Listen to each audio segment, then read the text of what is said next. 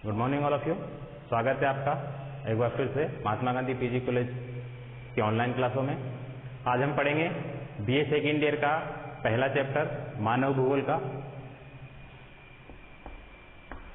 BA second year human geography हम पढ़ रहे हैं इसमें, जो आपका सेकेंड पेपर है। ह्यूमन ज्योग्राफी का पहला चैप्टर हम पढ़ेंगे जिसका नाम है मानव भूगोल की परिभाषा, उसका विषय क्षेत्र और उसकी प्रकृति। ये हम आज के लेक्चर में पढ़ने वाले हैं। मानव भूगोल देखिए,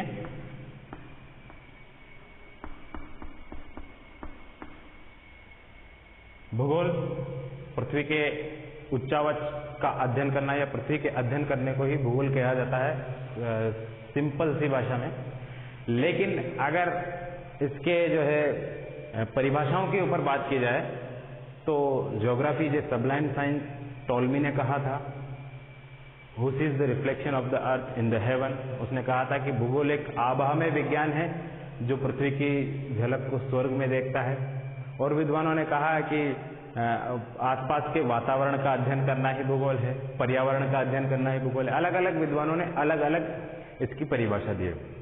लेकिन प्रारंभिक काल में क्या था, भूगोल को केवल और केवल क्या समझा जाता था, प्रकृति का अध्ययन करना। प्रकृति में जो हमको पहाड़, पठार, नदियां, मैदान और इसके अलावा जो उच्चावच दिखाई देता है, इसका अध्ययन करना ही भूगोल माना जाता था, जिसके अंतर्गत पृथ्वी की आंतरिक संरचना और खगोलीय, जल, वायु, जलवायु, इन सभी का अध्ययन करना भूगोल को माना जाता था। लेकिन आने वाले समय में विद्वान आते गए और उन्होंने इसमें जो है मानवीय हस्तक्षेप को भी माना कि मानवीय हस्तक्षेप भी भूगोल में कई प्रकार से इसमें सम्मिलित है। तो इसके बाद 19वीं शताब्दी में भूगोल को दो शाखाओं में बांट दिया गया। और वो दो शाखाएं कौन सी थी? भूगोल की दूसरी शाखा का नाम पड़ा मानव भूगोल। इससे पहले भूगोल हमने आपको बीए फर्स्ट ईयर में भी बताया था कि भूगोल मुख्यतः दो प्रकार की होती है, कक्षा 11 और कक्षा 12 जो आप पढ़ के आए हैं। कक्षा 11 में आपने पढ़ा होगा भौतिक भूगोल और कक्षा 12 में आपने पढ़ा होगा मानव भूगोल। ये दोनों ही भूगोल के दो प्रकार हैं। अब आप पढ़ रहे हैं, जब फर्स्ट ईयर में आपने पढ़ा था भौतिक भूगोल, पढ़ा था आपने फिजिकल ज्योग्राफी, और अब आप पढ़ रहे हो मानव भूगोल। तो ये दो ही शाखाएं हैं भूगोल की। भूगोल की दूसरी शाखा जो है, आपने भौतिक भूगोल जो पढ़ा था, फिजिकल ज्योग्राफी, भौतिक भूगोल में आपने पढ़ा होगा, इसमें स्थलमंडल आपने पढ़ा होगा, जलमंडल आपने पढ़ा होगा और वायुमंडल इसमें आपने पढ़ा होगा। ये तीन इसमें मुख्य चीजें हैं। इसके अलावा कुछ भाग इसमें जैव मंडल का भी ले लिया जाता है, बायोज्योग्राफी, जैव मंडल। ये मुख्यतः 3-4 चीजें मिलकर के भौतिक भूगोल का निर्माण करती है। भौतिक भूगोल में केवल ये 4 ही चीजें हैं। स्थल मंडल में स्थल के अंदर और स्थल के ऊपर जितने भी गतिविधियां होती हैं उसको शामिल किया जाता है, लेकिन वो मानव से रिलेशन नहीं होनी चाहिए उसका। जलमंडल में जल के अंदर जितने भी सागर, महासागर, झील, नदियां वगैरह सब। वायुमंडल में पृथ्वी के ऊपर के जो वायुमंडल पाया जाता है, कौन कौन सी परतें पाई जाती है, किस तरीके से मौसम बनता है, किस तरीके से वर्षा होती है, उन सभी का अध्ययन। और इन सभी में जो जीव जंतु पाए जाते हैं, जो भी प्राकृतिक हो, और पेड़ पौधे जो पाए जाते हैं, उन सभी का अध्ययन जैवमंडल के अंतर्गत किया जाता है। इसमें मुख्यतः पारिस्थितिकी तंत्र वगैरह आता है। लेकिन अब मानव भूगोल में क्या आता है? भूगोल तो यह है, मानव भूगोल एक नवीन शाखा है। मानव भूगोल में हम मानवीय क्रियाकलापों का संबंध स्थापित करते हैं। किससे? प्राकृतिक पर्यावरण से। प्राकृतिक पर्यावरण से मानवीय क्रियाकलापों का संबंध स्थापित करते हैं। जैसे उदाहरण के रूप में इसमें आप आर्थिक भूगोल पढ़ोगे, आर्थिक भूगोल, आर्थिक भूगोल, राजनीति भूगोल, जनसंख्या भूगोल,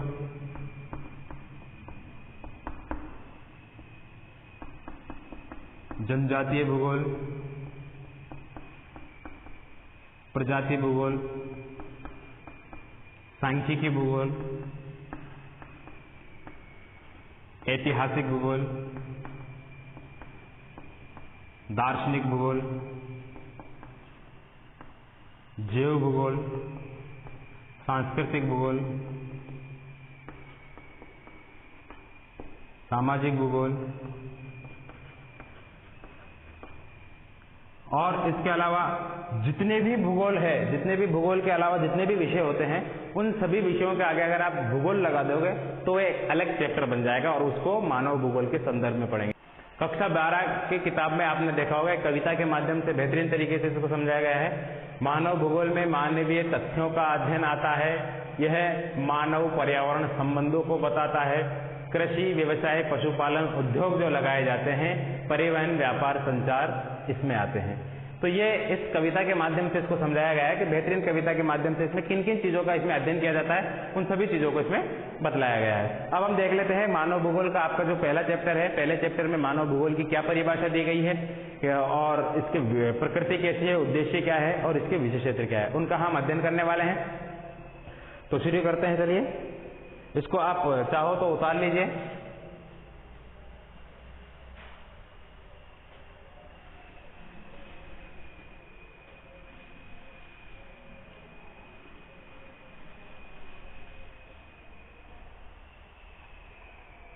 अब देखिए, मानव भूगोल और भौतिक भूगोल, इन दोनों में थोड़ा सा ही डिफरेंस है, वो डिफरेंस आपको समझना होगा।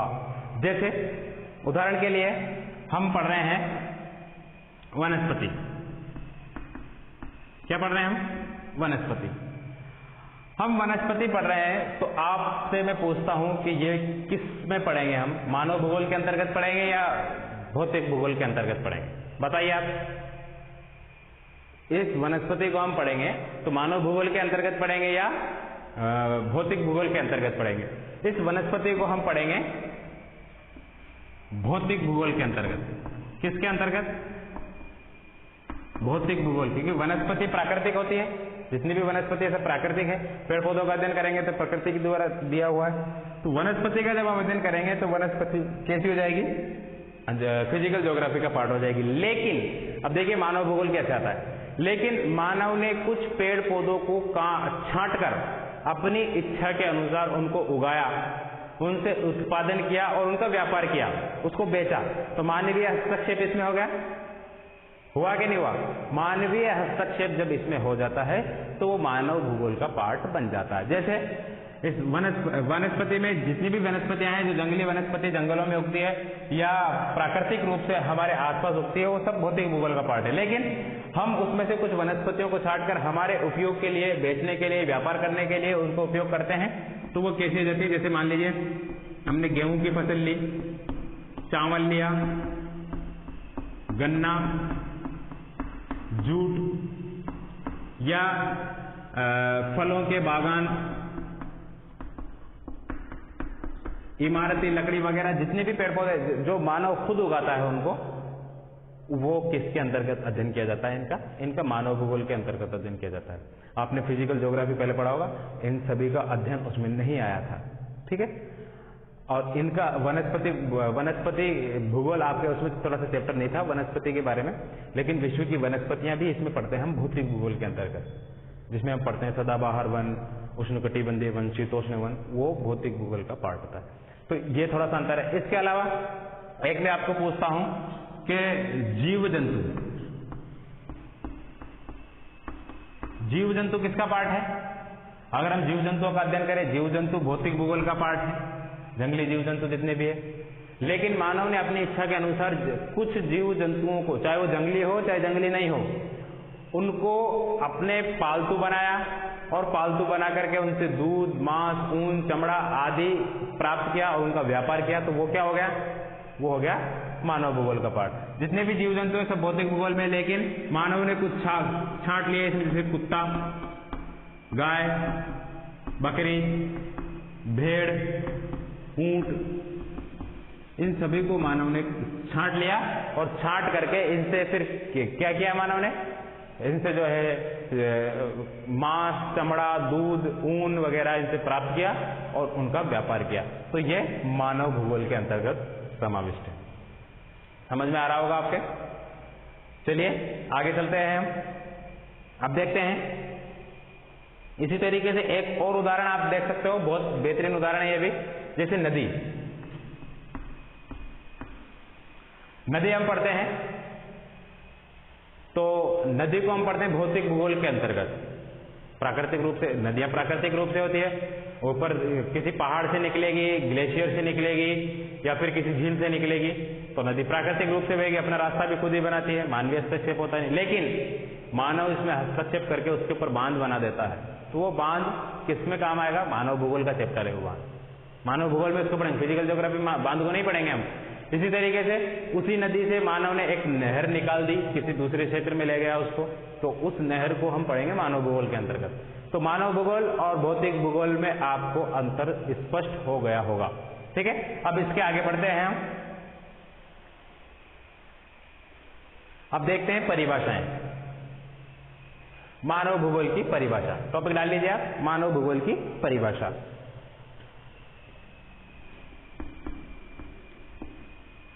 डेफिनेशंस।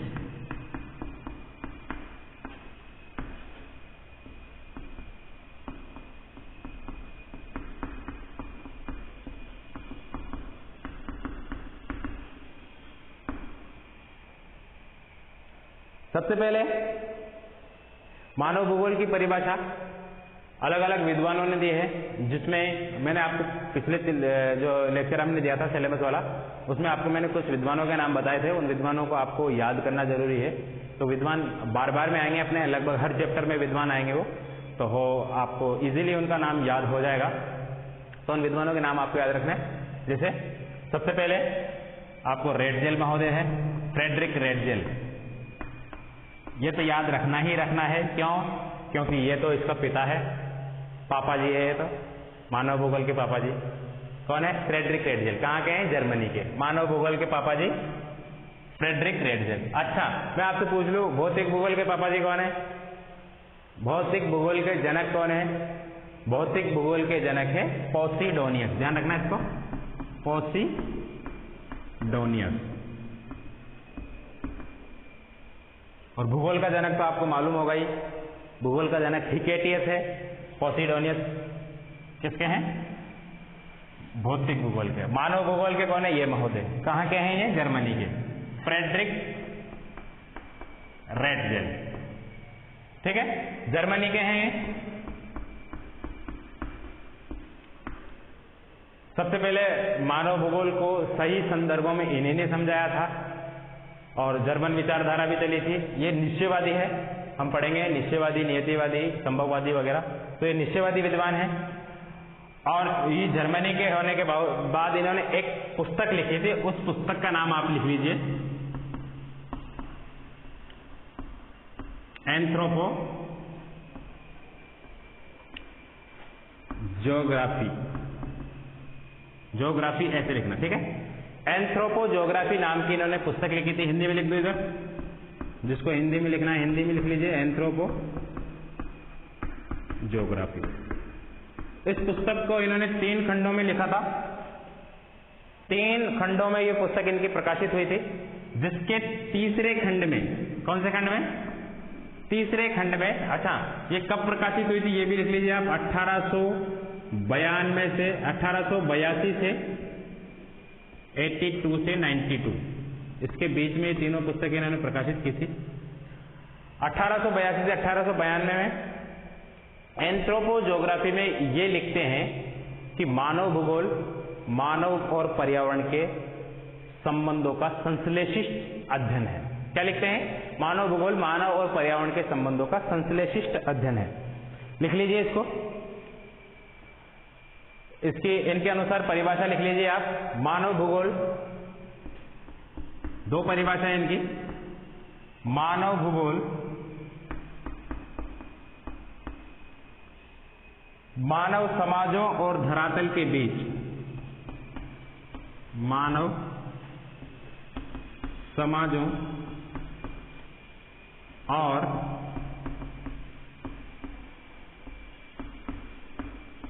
धरातल के बीच संबंधों का संश्लेषित अध्ययन है। संबंधों का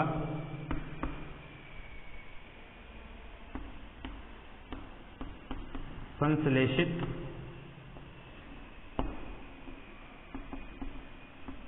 अध्ययन है।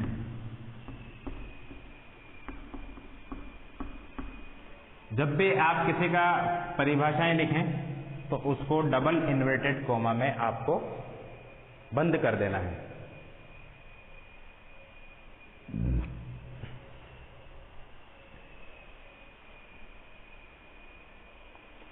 और एक परिभाषा इन्होंने लिखी है, दूसरी परिभाषा, वो भी लिख लीजिए आप। मानव भूगोल के दृश्य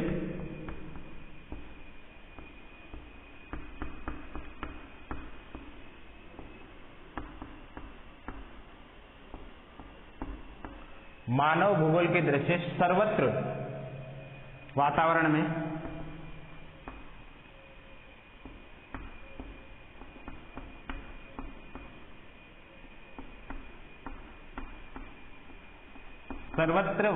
में समाहित है। वातावरण से संबंधित होते हैं,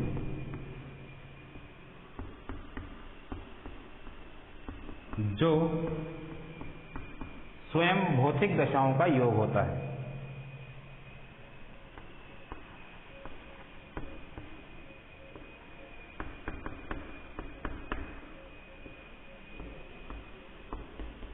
स्वयं भौतिक दशाओं का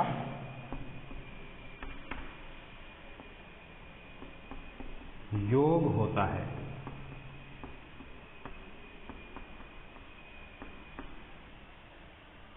ये दो परिभाषाएं इन्होंने दी है। देखिए, आपसे एक नंबर का प्रश्न पूछ लिया जा सकता है ये कि मानव भूगोल की परिभाषा दीजिए रेड जेल के अनुसार। रेड जेल के अनुसार मानव भूगोल को परिभाषित कीजिए, तो आपको उसके लिए ये प्रश्न में आपको ये जवाब देना है। ठीक है। इसी तरीके से आपको बड़ा प्रश्न अगर पूछ लिया जाता है कि मानव भूगोल को परिभाषित करते हुए उसके विविध तथ्यों का अध्ययन कीजिए, तब भी आपको परिभाषा देनी है। ठीक है। और परिभाषा अगर आप रेड जेल के हिसाब से देंगे तो उसमें आपको बहुत ज्यादा बेनिफिट मिलने वाला है। ठीक है, क्योंकि फ्रेडरिक रेड जेल मानव भूगोल के पिता है। अब इसके बाद बात कर ली जाए, अगर बैठा देता हूं मैं इसको। इसके बाद दूसरे प्रमुख विद्वान हैं जीन ब्रुंश।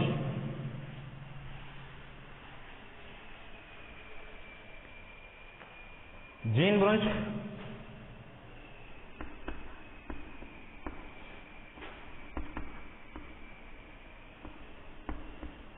ये फ्रांस के विद्वान हैं, फ्रांसीसी विद्वान हैं। फ्रांस की कौन सी विचारधारा थी? फ्रांस की विचारधारा कौन सी थी? फ्रांस की विचारधारा संभववाद वाली विचारधारा। ठीक है। संभववाद वाली विचारधारा में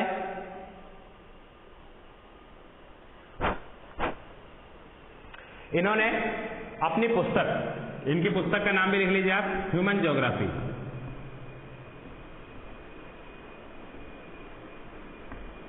मानव भूगोल, इनकी पुस्तक का नाम है मानव भूगोल। और ये पुस्तक इन्होंने लिखी थी 1920 में। जीन ब्रुंश फ्रांसीसी विद्वान, ह्यूमन ज्योग्राफी, 1920 में अपनी पुस्तक में क्या परिभाषा देते हैं, लिखिए। वे समस्त भूदृश्य जो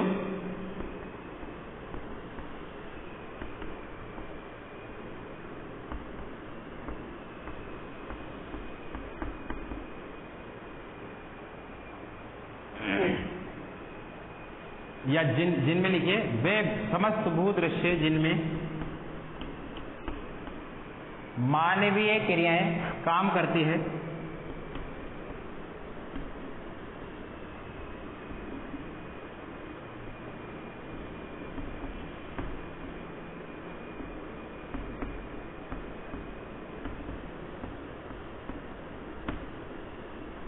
मानवीय क्रियाएं काम करती है, हमारी पृथ्वी के तल पर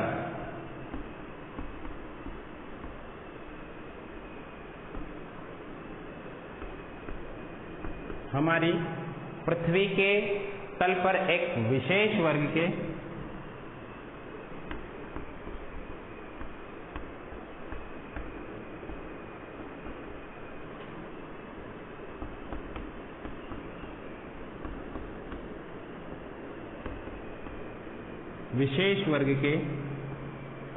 दृश्य होते हैं। और इस प्रकार के भौगोलिक तथ्यों को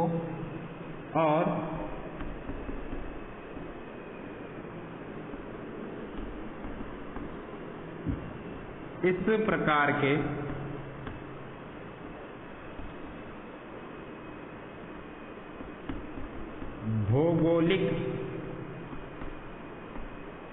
तथ्यों के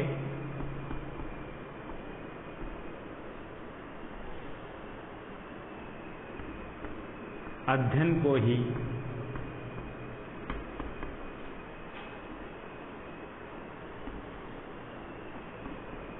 मानव भूगोल कहा जाता है।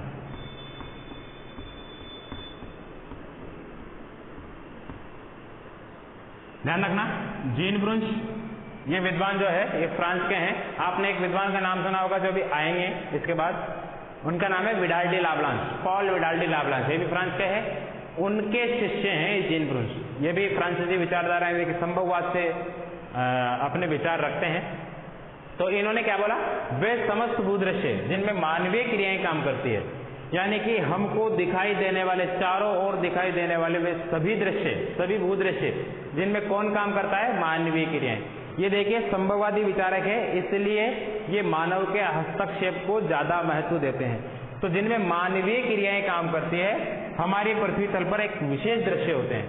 देखिए आप कहीं भी चले जाइए जहां पे आपको मानव दिखाई ना दे, या मानव दूर दूर तक मानव का वहां से कोई लेना देना नहीं है, वो आपको या तो बहुत खूबसूरत दृश्य दिखाई देगा, जैसे प्रकृति, जैसे हम जाएंगे प्रकृति की गोद में, कई झरनों के किनारे जाएंगे, कई नदियों के किनारे जाएंगे, कई खूबसूरत पेड़ों के किनारे जाएंगे, तो वहां पे हम जाके देखेंगे तो एक अलग ही नजारा नजर आता है।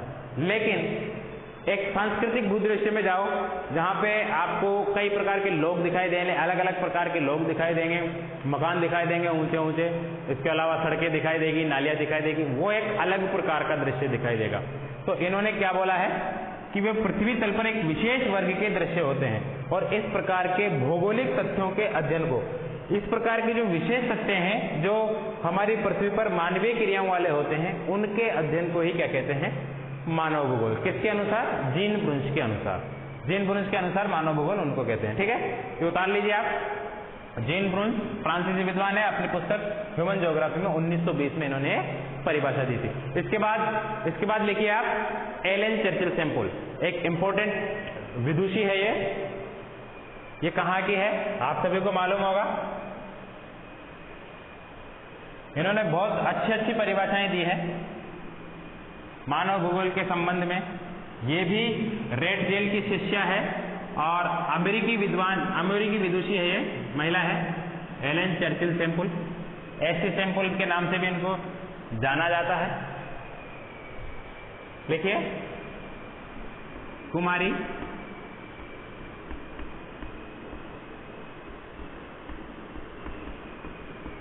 एलन चर्चिल सैंपल,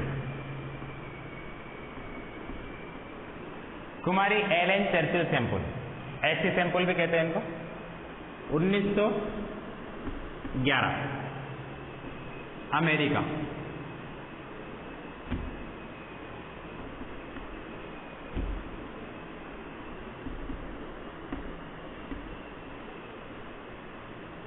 इनकी पुस्तक का नाम है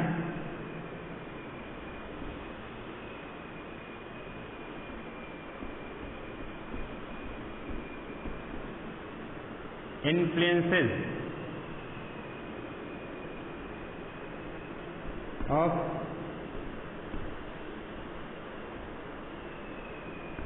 geographic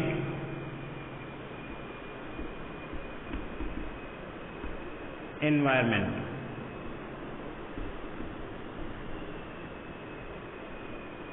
influences of geography environment अपनी पुस्तक है इनकी पुस्तक में इन्होंने अलग अलग परिभाषाएं दी थी कि ये मुख्यतः निश्चयवादी विचारक है, नियतिवादी विचारक है, प्रकृति का ज्यादा प्रभाव मानती मानव पर है।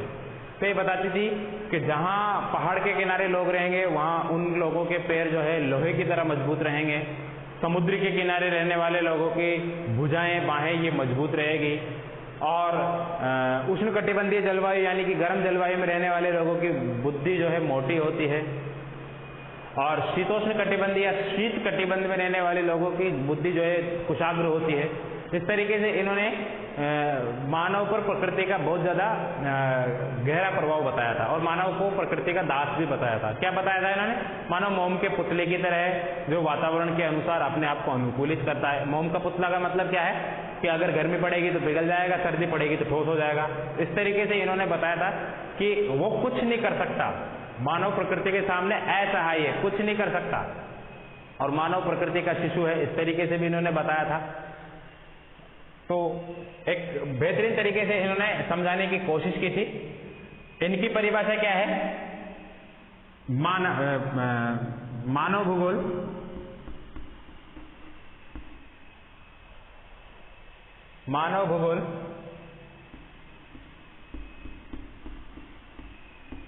अस्थायी लिख लीजिए या अस्थिर लिख लीजिए। अस्थिर पृथ्वी, अस्थिर पृथ्वी और चंचल मानव।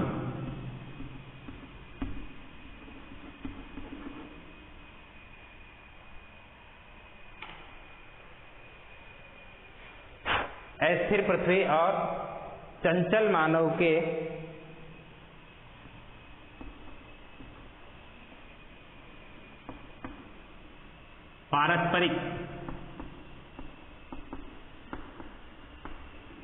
पारस्परिक का मतलब आपसी। मानव भूगोल अस्थिर पृथ्वी और चंचल मानव के पारस्परिक परिवर्तनशील संबंधों का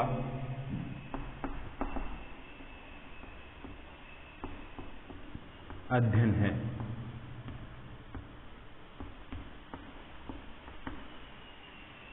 इन्वर्टेड कॉमा में इसको बंद कर दीजिए।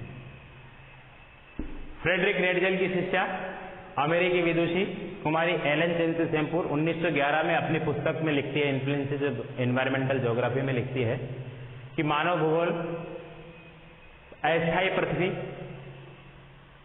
पृथ्वी का मतलब है पृथ्वी गतिशील है, घूर्णन गति करती है। ब्रह्मांड में ऐसी कोई सी भी चीज नहीं है जो स्थिर हो, सब अस्थिर है। जो स्थायी हो सब अस्थायी है, यानी कि सब अपनी जगह से घूमती रहती है। तो अस्थिर पृथ्वी और चंचल मानव को भी इन्होंने चंचल माना है। देखिए प्रारंभ में जब ये रेटजेल से प्रभावित थी तब इन्होंने क्या माना था? तब इन्होंने माना था कि मनुष्य पूर्ण रूप से प्रकृति का दास है, मनुष्य पूर्ण रूप से प्रकृति का दास है। लेकिन बाद में इन्होंने जब मानव का हस्तक्षेप प्रकृति के सामने देखा तो इन्होंने भी स्वीकार किया कि मनुष्य भी क्रियाशील है, मनुष्य को क्रियाशील मानव इन्होंने माना। तो इन्होंने उसका निचोड़ करके अपनी परिभाषा में दिया है कि अस्थिर पृथ्वी और चंचल मानव को यहाँ पे चंचल कहा है इन्होंने। यानी कि जैसे प्रारंभ में इन्हीं का उदाहरण है, प्रारंभ में मानव ने जमीन में से पानी निकालने के लिए खुदाई की, फिर उसको कुएं का आकार दिया। कुएं के आकार के बाद मानव ने उसी पानी को निकालने के लिए हेडपंप लगाया। हेडपंप लगाने के बाद मानव ने क्या इस्तेमाल किया? नलकूप का इस्तेमाल किया, और वर्तमान में मानव ने इलेक्ट्रिक मोटर का इस्तेमाल कर लिया है, बटन दबाते ही पानी। तो मानव क्या है? चंचल है। मानव क्रियाशील है, परिवर्तनशील है। तो इन दोनों के बीच, अस्थायी पृथ्वी और चंचल मानव के बीच के जो संबंध है, पारस्परिक परिवर्तनशील जो संबंध है, पहले भी जमीन में से पानी निकलता था, पानी अब भी निकलता है, लेकिन पहले निकालने का तरीका अलग था, अब निकालने का तरीका अलग है। तो वो परिवर्तन हो गया ना, उन्हीं परिवर्तनशील संबंधों के अध्ययन को क्या कहा है इन्होंने? मानव भूगोल कहा है। ठीक है। इसके बाद विडाल डी लाब्लांश के अनुसार देखते हैं, चारों जो विद्वान मैंने आपको बताए हैं, रेटजेल, ब्रुंश और सैंपल, और इसके बाद अब हम देखेंगे विडाल डी लाब्लांश को। ये चारों विद्वान तो आप रटे लेना, इनकी पुस्तकों के नाम भी मैंने आपको लिख दिए हैं। ये पुस्तकों के नाम भी कई बार पूछ लिए जाते हैं, यही नहीं आपको हर जगह ये दिखाई देंगे। ठीक है। तो तो आप इन सभी की पुस्तकों के नाम, पुस्तकों का प्रकाशन वर्ष और इनका कहाँ ये पैदा हुए थे वहाँ उनको भी आप ध्यान में रखना, कहाँ के हैं ये रहने वाले। अब लिखिए आप Paul Vidal de लाप्लांश।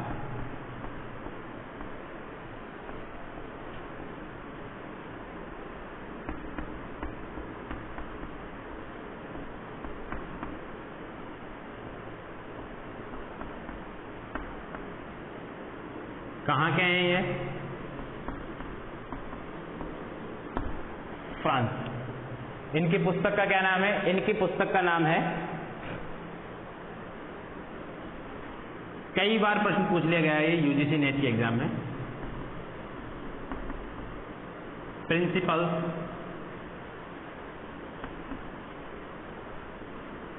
Of human geography.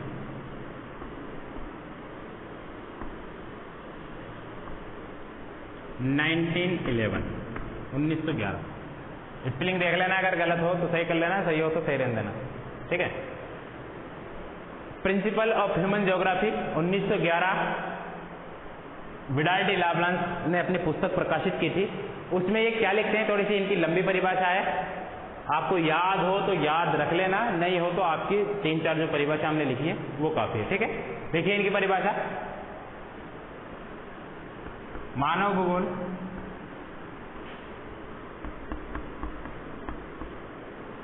पृथ्वी और मानव के पारस्परिक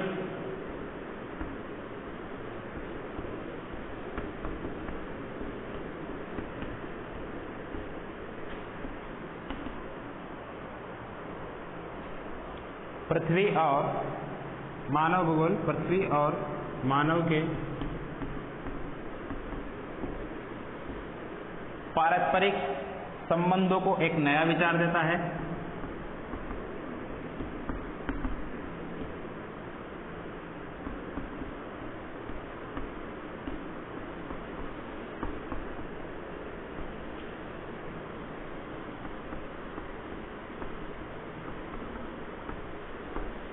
एक नया विचार देता है जिसमें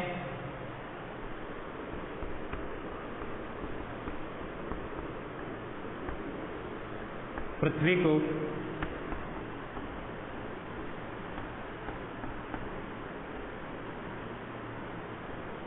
नियंत्रित करने वाले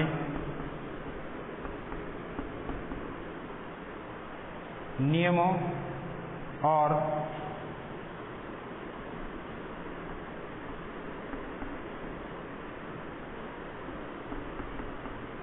पृथ्वी पर निवास करने वाले जीवों के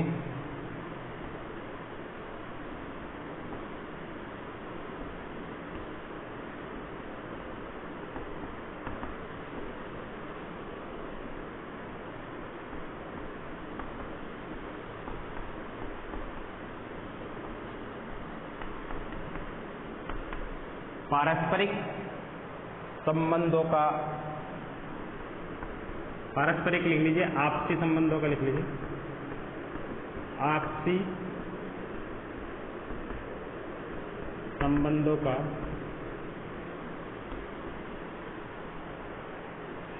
अधिक ज्ञान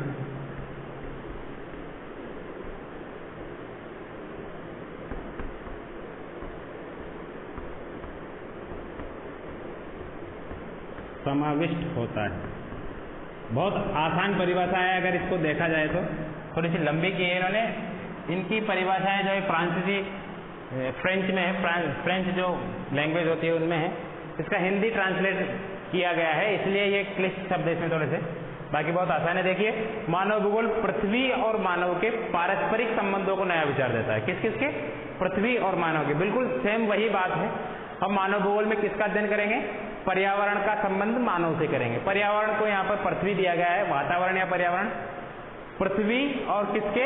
मानव के पारस्परिक आपसी संबंधों को कौन सा विचार देता है? नया विचार देता है, जिसमें पृथ्वी को नियंत्रित करने वाले नियम, पृथ्वी को नियंत्रित करने वाले नियम जैसे भूकंप, ज्वालामुखी वगैरह और दिन रात का निकलना, ये सारे नियम, और पृथ्वी पर निवास करने वाले जीव यानी कि हम मानव, के आपसी संबंधों का अधिक ज्ञान समाविष्ट है। कहने का मतलब एक ही है, मानव और पर्यावरण के संबंधों को बतलाने वाले भूगोल को क्या कहते हैं? मानव भूगोल। मानव पर्यावरण के संबंधों को बतलाने वाले भूगोल, मानव और पर्यावरण के संबंधों को स्थापित करने वाले ज्ञान को मानव भूगोल कहा जाता है। ये सिंपल सी परिभाषा है, लेकिन अपने अपने शब्दों में अलग अलग विद्वानों ने जो बात कही है, हमको वैसा का वैसा ही इसको याद करके और वैसा ही लिखेंगे, तभी जो है हम नंबर ला सकते हैं। बाकी हमको समझने के लिए इतना सा ज्ञान काफी है कि मानव और पर्यावरण के संबंध, आपसी संबंधों को जो भूगोल दर्शाता है, जो भूगोल बताता है, उसको मानव भूगोल कहते हैं। और एक सिंपल सी परिभाषा लिख लीजिए अब, जो मैं आपको बात कर रहा था। ये चारों विद्वान आपको याद रखने हैं। पॉल विडाल डी लाब्लांश की पुस्तक का नाम प्रिंसिपल ऑफ ज्योग्राफी 1911, रेडजेल की पुस्तक का नाम anthropogeography, human geography Jean Brunhes की है, एलन चर्चिल सैंपल की इन्फ्लुएंसेज ऑफ ज्योग्राफिक एनवायरनमेंट। ये तीनों चारों की पुस्तकों के नाम आपको याद रखने हैं। इनके प्रकाशन वर्ष का भी आपको नाम याद रखना है, कौन से सन में कौन सी प्रकाशित हुई, कहाँ कहाँ के विद्वान है, ये भी आपको याद रखना है। ठीक है। इसके बाद डिकेन और पिट्स, दो विद्वान हैं ये कहाँ के हैं? ये इंग्लैंड के हैं।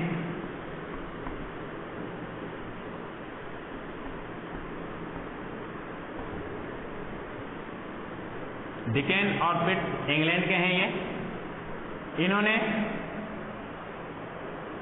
एक परिभाषा दी है, बहुत सिंपल परिभाषा दी है, जो हम इतनी देर से बात कर रहे थे कि विद्वानों ने अलग अलग अपने अपनी लैंग्वेज में जो बात की है, लेकिन इन्होंने एक लाइन में ही पूरी मानव भूगोल को समझा दिया। क्या बोला इन्होंने? मानव भूगोल में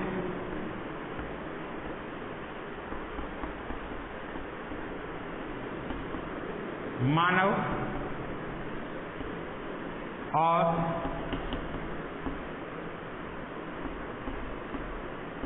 उसके कार्यों को समाविष्ट या शामिल किया जाता है।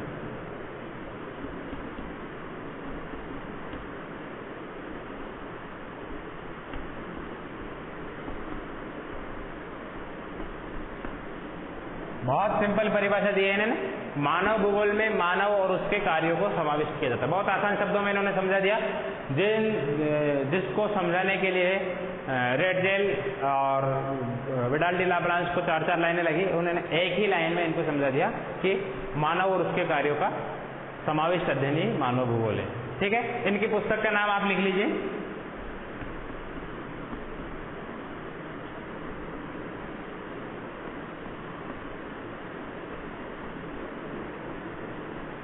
Introduction of human geography.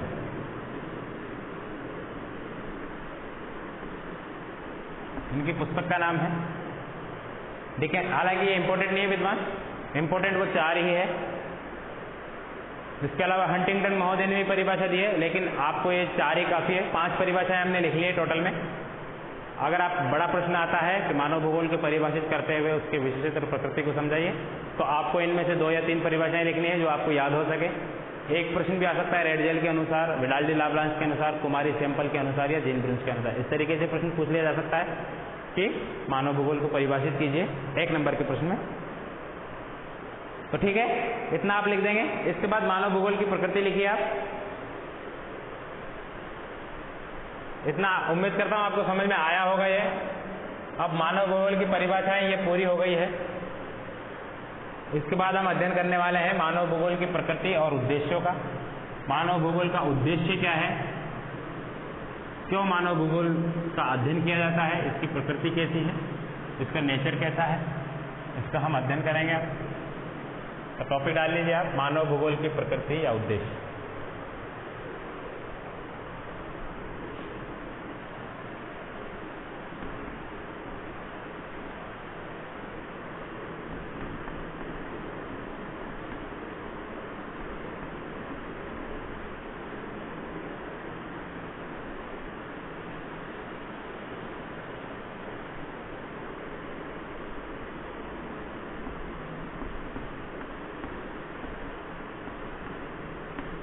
AIIMS of human geography. देखिए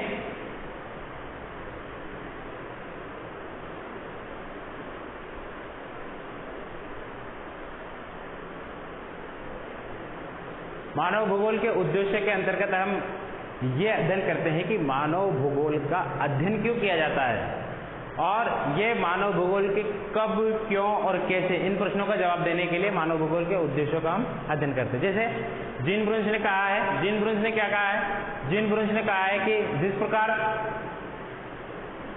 इतिहास में समय का अध्ययन किया जाता है, वनस्पति शास्त्र में पेड़ पौधों का अध्ययन किया जाता है, जंतु शास्त्र या प्राणी शास्त्र में जीव जंतुओं का अध्ययन किया जाता है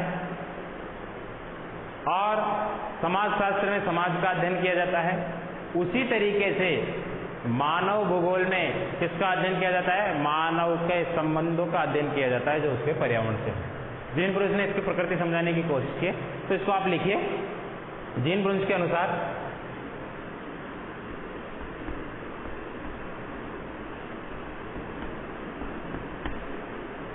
जीन ब्रुंस के अनुसार जिस प्रकार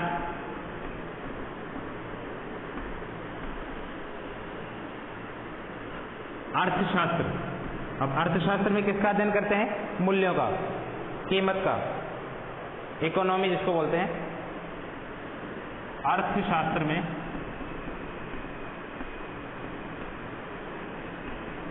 मूल्यों का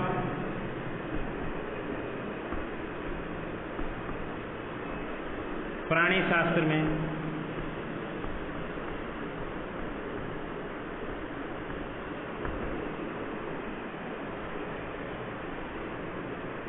जीव जंतुओं का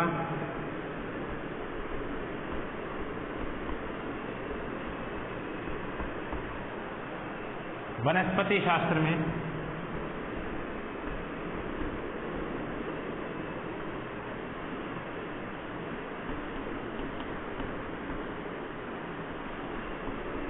पेड़ पौधों का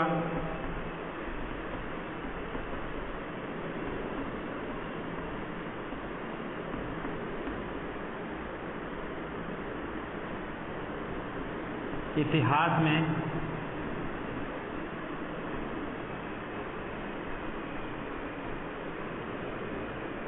समय का और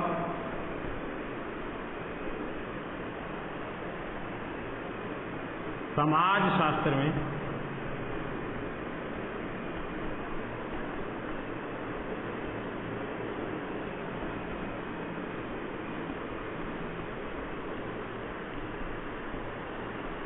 सामाजिक संबंधों का अध्ययन किया जाता है।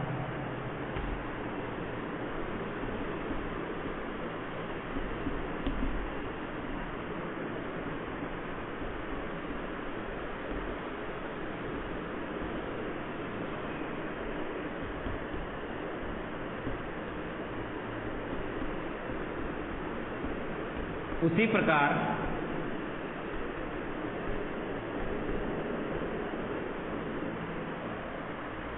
मानव भूगोल में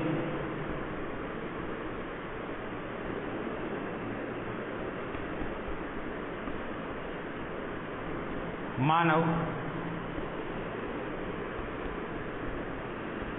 और उसके वातावरण के साथ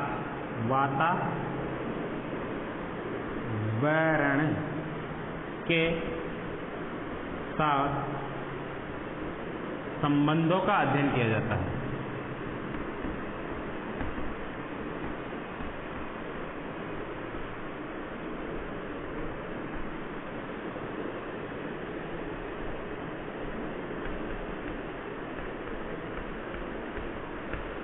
लिख लीजिए इसको, स्क्रीनशॉट ले लीजिए इसका।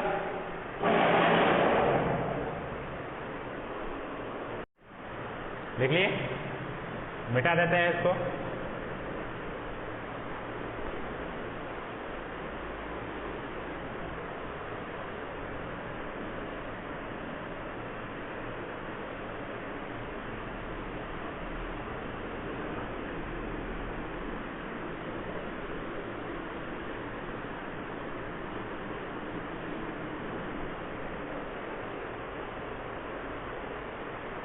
इसके बाद लिखिए जीन ब्रुंस के अनुसार ही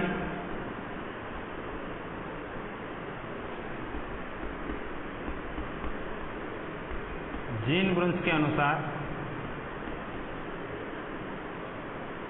मानव भूगोल की प्रकृति का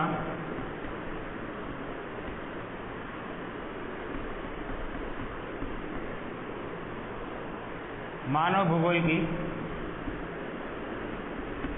प्रकृति का केंद्रीय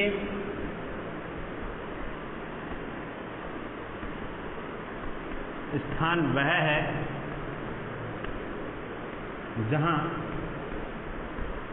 प्रकृति का केंद्रीय स्थान वह है जहां मानवीय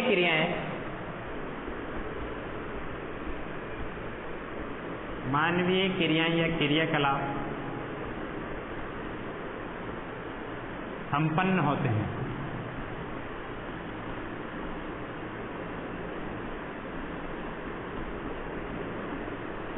उसमें क्या, क्यों और कैसे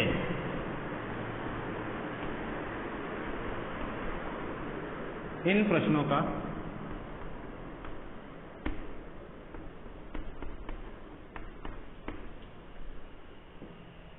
जवाब, इन प्रश्नों का हल ढूंढा जाता है।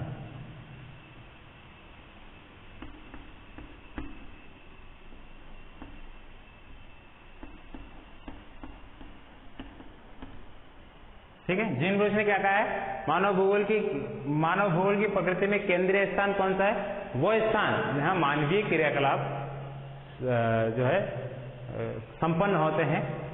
मानवीय क्रियाकलाप जहां संपन्न होते हैं वहां देखा जाता है कि उसमें क्या है, क्यों वो संपन्न हो रहे हैं और कैसे संपन्न हो रहे हैं। इन प्रश्नों का जवाब इनमें ढूंढा जाता है। बात समझ में आ रही होगी आपको।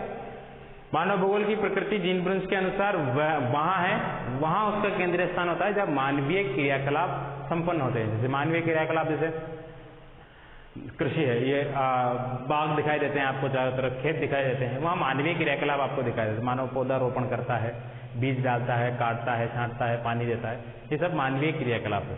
तो वहां वो केंद्रीय स्थान हुआ उसका, मानव भूगोल का। तो वहां केंद्रीय स्थान होने के बाद वहां कब इसका जो है बीज डाला गया, क्यों डाला गया और ये कैसे संपन्न हो रहा है ये सारा काम, तो इसका अध्ययन करना ही मानव भूगोल की प्रकृति है। इसके बाद लिखिए अगला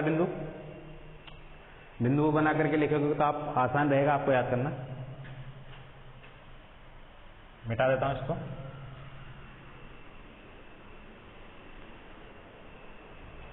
इसके बाद लिखिए विभिन्न प्रदेशों के पारिस्थितिकी समायोजन, विभिन्न प्रदेशों के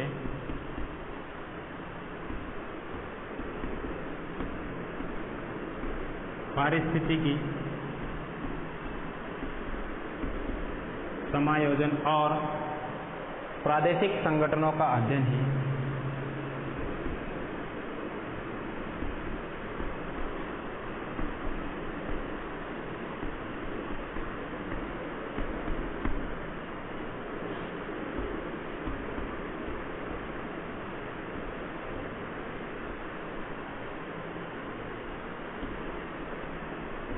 मानव भूगोल है।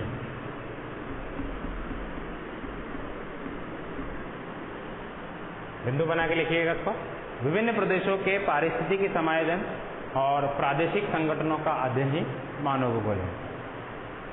पारिस्थितिकी समायोजन किसको बोलते हैं? अनुकूलन, आपने सुना होगा एक शब्द, उसी को बोलते हैं। पारिस्थितिकी समायोजन से तात्पर्य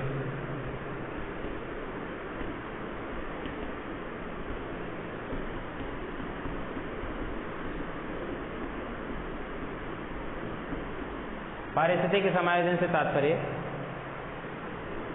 मानव द्वारा स्वयं को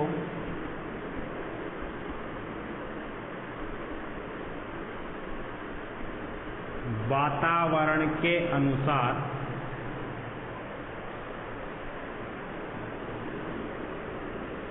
वातावरण के अनुसार अनुकूलित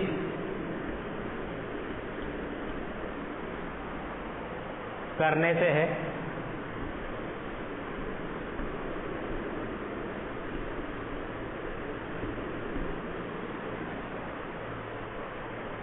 और प्रादेशिक संगठन, दो शब्द आए इसमें, पारिस्थितिकी समायोजन और प्रादेशिक संगठन।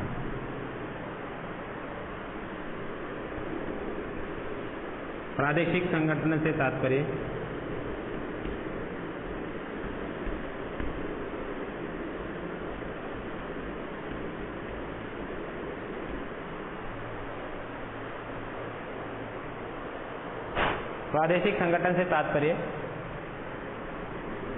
मानव द्वारा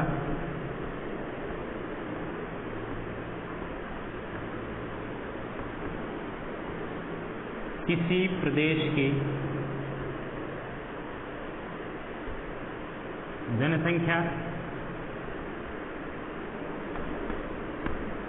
और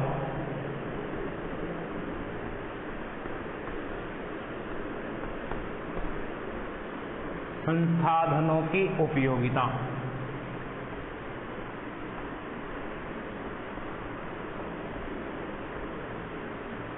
से है।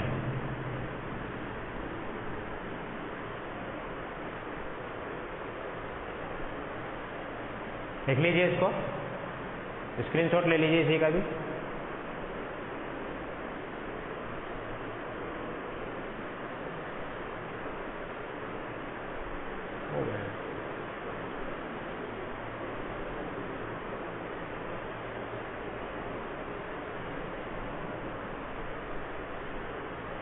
इसके बाद जो मैंने आपको कविता बताई थी, उस कविता को भी लिख लीजिए आप। मानव भूगोल क्या है क्या नहीं है समझ में आ जाएगा आपको। मानव भूगोल की प्रकृति में ही लिख लेना इसको।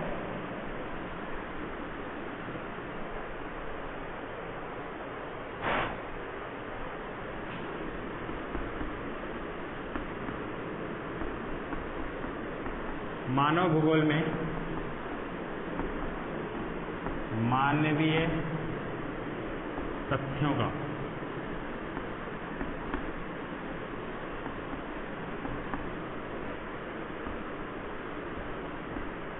अध्ययन किया जाता है।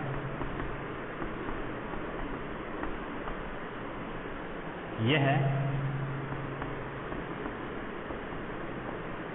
मानव पर्यावरण संबंधों को बताता है।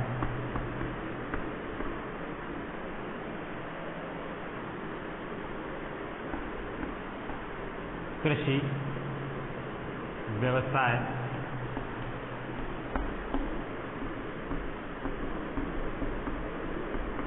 पशुपालन,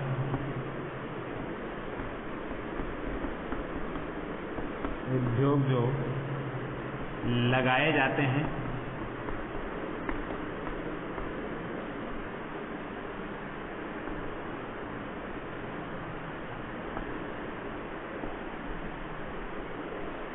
परिवहन,